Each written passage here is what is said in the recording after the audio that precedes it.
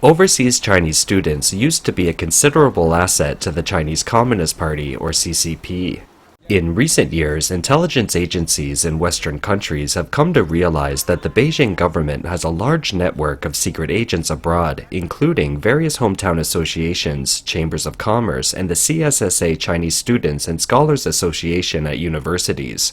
In those CSSA, certain students are picked and paid by local embassies and consulates to help monitor other Chinese students. This network of Chinese students overseas has also been manipulated by the CCP to export its values to Western countries and to interfere in the internal affairs of the host countries. As a result, the following scene is often seen in recent years. This was Toronto in August 2019. During a rally by Hong Kong students in support of democracy, students from mainland China drove up in a convoy of luxury cars with red Chinese flags. They used nasty language to attack the Hong Kong protesters. With the ideology instilled by the CCP, they accused the Hong Kongers of not fighting for democracy and freedom, but for independence. They weren't patriotic and were called slacker youth or dumb youth, young people who are wasted, irresponsible, and unemployed.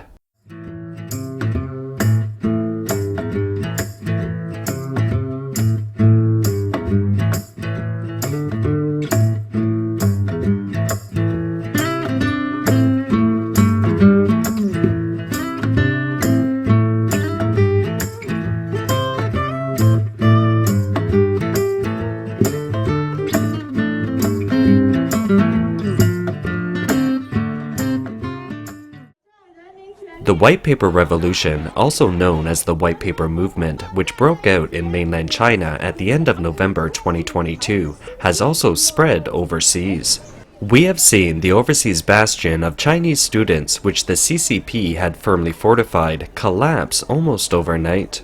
As the White Paper Revolution continues to spread, large numbers of Chinese students overseas have stepped forward and chanted, "Down with the Communist Party." In the past, overseas Chinese students were seen rallying in large groups to welcome visiting communist leaders, especially during the protests by Hong Kongers and Uyghurs a few years ago, siding with the communist government's crackdown. Now many of them who used to be the silent majority are no longer silent. Even those who were once considered Little Pink have become anti-communists. Little Pink is a slang name for brainwashed CCP supporters who can't distinguish between the party and the nation or the Chinese people. They aren't necessarily paid professional propagandists or Wu-Maos. They are notably young, idealistic, and enthusiastic.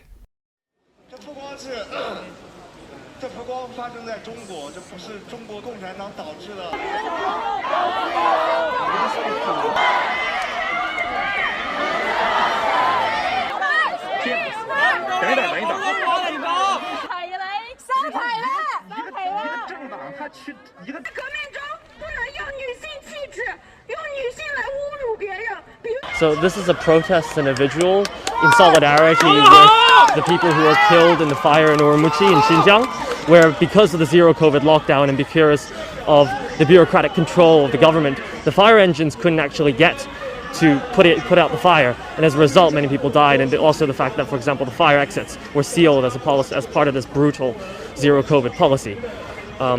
And this is a protest in solidarity with that, but it has grown much further than that. I think that's very important to notice here tonight. There is now, a democratic consciousness and within Chinese people, and especially within Chinese students, not just here, but across major Chinese cities like in Shanghai and Beijing and Nanjing, etc. You see that, for example, people are not just, this is the first time that you see on the streets of Shanghai people calling down with the CCP or calling Xi Jinping to be out, for example, and that's a major escalation in the struggle in China for democratic rights.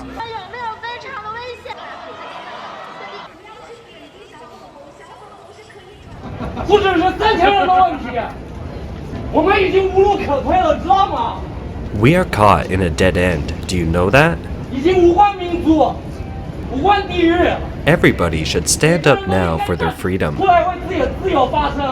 This is the only thing we need to do right now. The only option we have now is to get rid of the Chinese Communist Party. Nothing else.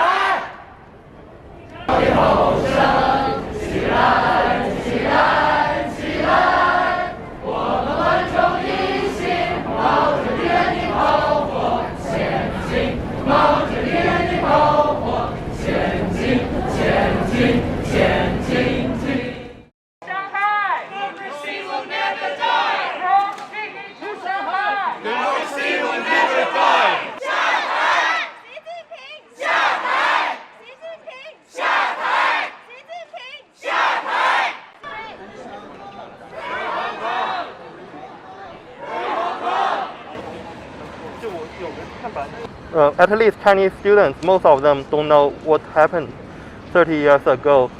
I'm a little bit worried about their freedom may be taken by the government. Freedom, freedom for China! Freedom, freedom for China! Freedom, freedom for China! Freedom, freedom for China! 33年前 33 years ago, tanks were used to crack down on the citizens and the students, and then after 33 years, the government is doing exactly the same thing and cracking down on citizens. Chinese people should never forget what the government did, and we need to stand up and say no. 对他们说 no。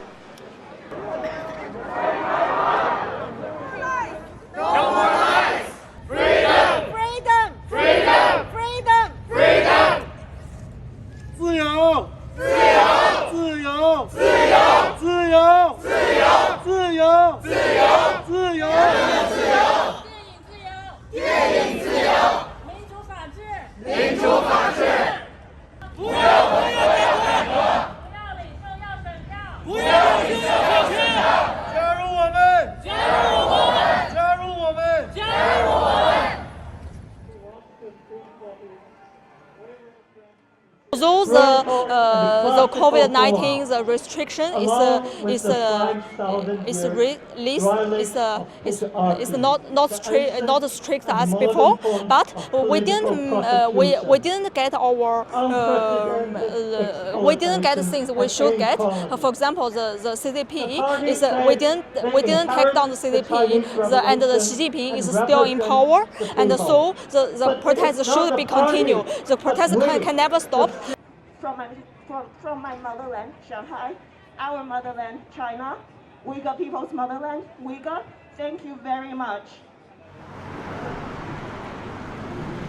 Get out! Xi Jinping! Get out! Free August! Free August! Free August! Free August! As we all know, the protest in mainland China is quite a risky target. And I have to point out that our classmates, our people and those brave protesters are taking significantly horrible circumstances in mainland China. They've been captured, they've been tortured, they've been beaten, and they've been treated inhuman. So it should not be tolerated.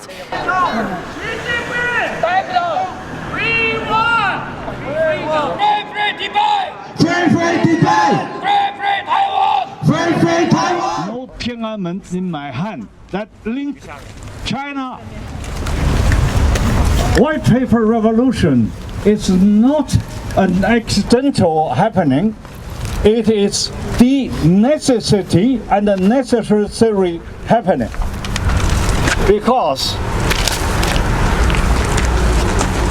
the white paper revolution shows the very nature of the Communist Party of China.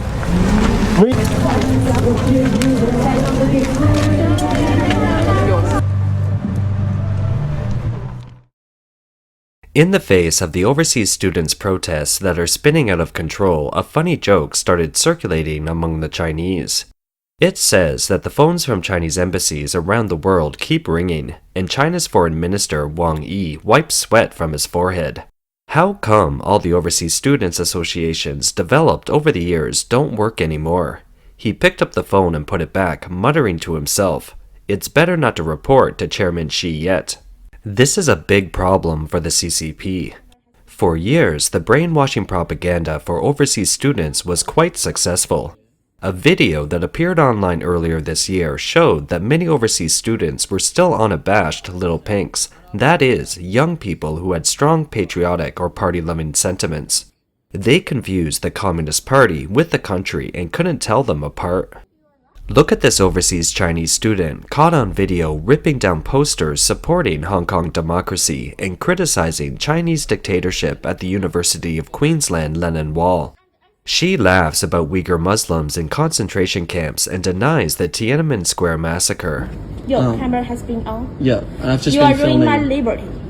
No, I don't want I'm to allowed show to my film face. here. I don't want to show my face. I just want to show that I'm not show my freedom. Yeah, I understand that, and I will blur out your face, right? But can you tell me a bit about why you think it's right to rip these down? I don't think I'm right, but do you think you are right to tell those lies to the students, especially those teenagers? I don't think that they all are lies. I mean, I You don't know that any of them are are lies. and Can I you think point to you a have specific one that is? And I think you have the time to figure out what lies to show to What about and this one here? The picture of the tanks. Tanks? Are you aware of what happened then? Do you know Australia has The massacre in Tiananmen Square? Do you know much about that? No, I don't know that about that because I haven't been born. It happened Yeah. just 14 to 15 years ago, right? Yeah, I get that. But see, in some why other do countries, you think, why do and in you Australia about certainly. things happened decades ago? I'm just Yeah, thinking I about get now. that. I'm just thinking about the future, the students, the teenagers. What will they be influenced by this war? I think the intent is to make them think twice about what's happening About what? in the Xinjiang province in East Turkestan. There I are will show Uyghur you what Muslims. Xinjiang is looking now, and I will show you what China is looking like. I just want to say, I think I appreciate your attitude about thinking twice, but I think I have the right to tell you the truth. You always told us that you are telling the truth, and I thought that, and I think that you are telling lies. I think that the truth is a difficult thing sometimes, so certainly I'd be happy to hear your perspective. But as far as I'm aware, there are Uyghur Muslims in concentration camps in that province Concentration camps. on account of nothing else Do you have other than their jails? Do you religion. have jails in Australia? Do you have jails in Australia? Certainly we do. In July 2019, students from mainland China sang the Chinese national anthem at the University of Queensland in Brisbane, Australia, during an anti-extradition movement organized by Hong Kong students.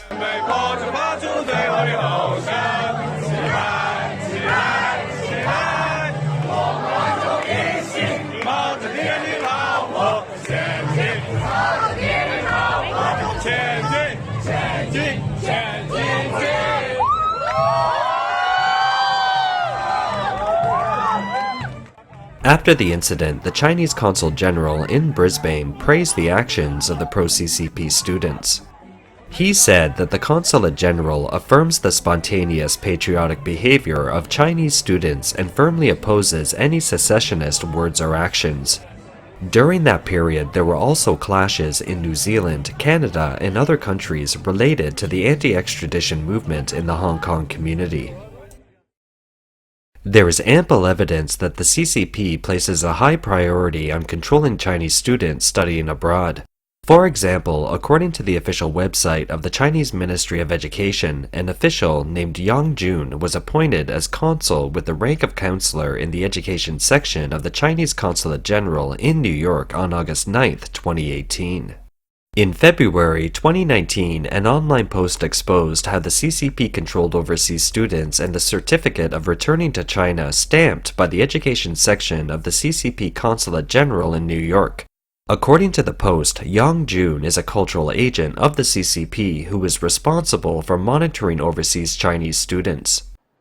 Before returning home, overseas Chinese students must apply for a certificate from the cultural officer of the consulate to demonstrate that they haven't participated in any anti-communist organizations and activities.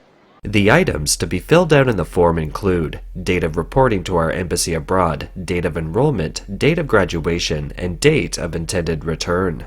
The signed name of the consular officer was Yang Jun. The date was January 28, 2019.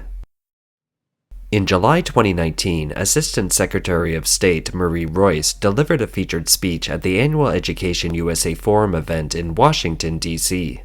She noted that a recent study of approximately 1,000 Chinese students attending U.S. universities found that more than 90% of Chinese students surveyed currently use WeChat, a social media platform heavily monitored by the CCP, as their primary method of online communication. Royce said, Through Chinese social media, Chinese students continue to view the United States through this distorted lens. This constant flow of misinformation creates a bubble of fear that discourages Chinese students from fully engaging with American peers while here in the US. In other words, most of these students were born after the Tiananmen massacre of June 4th, 1989. They were raised in the lies of the Chinese Communist propaganda and are still, to some extent, mentally controlled by the CCP even when they go to study overseas. Their awakening is a new change in the great wave of Chinese citizens awakening at the end of 2022. World Human Rights Day is celebrated every year on December 10th. This year, following the outbreak of the White Paper movement and on World Human Rights Day, Chinese students in 5 Canadian cities and several European cities launched solidarity campaigns. 5 Canadian cities have joined together in solidarity with the Chinese people, from Vancouver on the west coast, Calgary and Edmonton in the central part of the country, to Toronto and Montreal in the east, with a civic society, a non-profit organization founded by mainland Chinese students, as one of the organizers of the event. The posters published in these 5 cities, although different in design, have all emphasized human rights, solidarity with the White Paper movement, and the release of arrested protesters during the White Paper movement. On the same day, protests were held in Sydney, Australia, Melbourne, Berlin, Germany, the Netherlands, and many other parts of the world. The protest in London, England was also initiated by an organization mainly composed of Chinese students from mainland China. A Chinese student in Canada who was the founder of the Civic Society traveled from Toronto to Vancouver to organize the Human Rights Day event. He told overseas Chinese media on December 11th that at least 9 organizations in Vancouver participated in the event. The vice president of the Civic Society told the media that even though it was cold and windy on the day of the Toronto event, at least 30 Chinese students showed up. He also said that since the Sit Tong Chau protest and the White Paper movement happened in Beijing, China's capital city, Canadian international students have organized 3 or 4 solidarity events. Many of the Chinese students have also participated in protests initiated by Tibetans and Uyghurs, indicating that these overseas students have awakened from the CCP stigmatization propaganda against Tibetans and Uyghurs. One of the Chinese students attending the rally shared his thought process and how he changed. The experiences he had during the epidemic and the many contradictions between the reality of Chinese society and what was propagated in the textbooks forced him to think. Gradually, he realized that the CCP had been brainwashing the Chinese people, and the brainwashing reached an incredible level of intensity and breadth. In order to learn more about it, he started to research by reading books. When he read a book about Germany, he was surprised to find that current China is very similar to Germany before World War II. Both are economically developed and highly centralized. He lamented that the CCP has been systematically brainwashing the Chinese people, making them horrendous and incapable of independent thinking. Therefore, at the protest rally, he exclaimed, "I'm awakened." The former Little Pink among overseas students is waking up. More Little Pink in mainland China are also changing, and a trend to apologize to young people in Hong Kong has even emerged. Nathan Law is the former chairman of the Hong Kong House of Representatives and a former legislator. He left Hong Kong 2 years ago after the national security law came into effect and was granted asylum by the British government. He continues to work overseas to bring attention to the situation in Hong Kong. In the aftermath of the White Paper Revolution, he received many similar messages from mainland Chinese netizens. Most are in remorse. They wrote, "I'm sorry, I didn't understand the people of Hong Kong before. I only listened to the propaganda given to us by the official media, and I thought that the people of Hong Kong were all losers and troublemakers. But now we understand completely and apologize for our ignorance." A Twitter account posted that a large number of Chinese people expressed remorse and guilt and apologized to the people of Hong Kong as the White Paper movement protests broke out across China. The most typical apology reads, "Mock Hong Kong in 2019, denigrate Hong Kong in 2020, understand Hong Kong in 2021, follow Hong Kong in 2022." At the end of the text, a screenshot of a Chinese netizen's message was attached, which showed the indifference towards the outbreak of anti-extradition protests in Hong Kong back then, and the remorse. In the screenshot, a Chinese netizen wrote, "It's always been the mainland that has treated Hong Kong poorly, and it's completely understandable that when the anti-extradition movement was happening, the vast majority of people in the mainland were supporting the police and cursing Hong Kong people for being wasted. Now they experience the retribution." Someone else said with sadness, "Hong Kong, sorry, at that time they blindfolded us, plugged our ears, and dressed us up as clowns. Thank you, Hong Kong. 3 years ago, I thought there was something wrong with them, but I wasn't awake back then. I really need to apologize to them. When I think about my old self, I see how stupid I was. Fighting for one's rights is the most courageous. I didn't bypass the firewall and was unaware of the multicultural world. I was brainwashed." On November 27th, the day after the breakout of China's White Paper movement, a netizen with a British IP address posted a message on Weibo confessing herself. She said she happened to be in Hong Kong for the SAT exam when the anti-extradition movement broke out in 2019. She cursed the protesters in Hong Kong, the wasted youth, saying that they had too much time on hand and caused trouble for her when she had to write the exam. She wrote, "Today I realize that I've been on my knees for too long, not understanding what they are asking for is only the basic rights that belong to a human being. It was that I had gone too long without being treated as a human being, and it stung me to see how people should live. If I could talk to myself 3 years ago, I would ask her, would you still call that group of Hong Kong protesters wasted youth? If so, what would you call yourself now?" In another post on Weibo, a woman said her parents used to immediately come out and tell me to shut up when she raised these questions, but now they are silent too. She said, "If I'm afraid even to speak up, then I don't deserve to have freedom and dignity." We believe that as young Chinese people get a better understanding of the truth and know society better, more of these little pinks will change their minds. Although the Beijing government has relaxed controls over the epidemic, it can no longer reverse the forces and trends that have taken hold. Free August! Free August! Free August!